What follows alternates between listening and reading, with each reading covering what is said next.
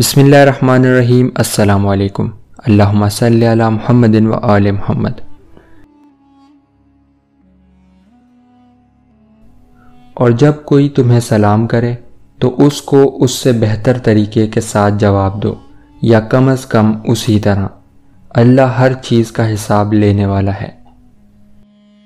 دنیا کی تمام قوموں میں ملاقات کے وقت پیار و محبت اور مخاطب کو مانوس و خوش کرنے کے لیے کوئی خاص کلمہ کہنے کا رواج ہے۔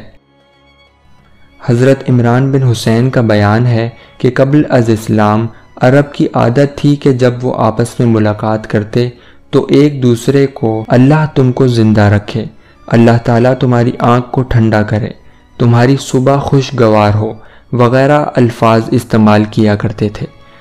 جب اسلام آیا تو اس کی ممانعت کر دی گئی۔ اب اس کے بجائے السلام علیکم ورحمۃ اللہ وبرکاتہ کی تعلیم دی گئی، جس کے معنی ہیں تم ہر تکلیف اور رنج و مصیبت سے سلامت رہو۔ سلام نہایت داعیہ کلمہ ہے۔ یہ کلمہ پیار و محبت اور تعظیم کے اظہار کے لیے بہترین لفظ ہے۔ یہ کلمہ صرف اظہار محبت ہی نہیں بلکہ اللہ تعالیٰ سے دعا ہے کہ آپ کو اللہ تعالیٰ تمام آفات اور آلام سے محفوظ رکھے۔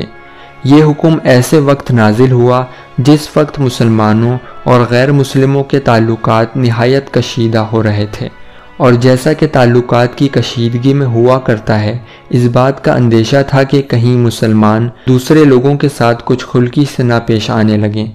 اس لیے انہیں ہدایت کی گئی کہ جو تمہارے ساتھ احترام کا برتاؤ کرے اس کے ساتھ تم بھی ویسے ہی بلکہ اس سے زیادہ احترام سے پیش آؤ۔ شائستگی کا جواب شائستگی سے ہی ہے۔ ایمان والوں کا رویہ دوسروں سے بڑھ کر شائستہ ہونا چاہیے۔ مسلمانوں، جب تمہیں کوئی مسلمان سلام کرے تو اس کے سلام کے الفاظ سے بہتر الفاظ میں اس کا جواب دو، یا کم از کم انہی الفاظ میں۔ سلام کا بہتر جواب دینا تو مسلمانوں کے لیے ہے اور اس کو لوٹا دینا غیر مسلمانوں کے لیے۔ سلام میں پہل کرنے سے عاجزی و تواضع پیدا ہوتی ہے۔ اللہ تعالیٰ کو بندوں سے تواضع نہایت محبوب ہے۔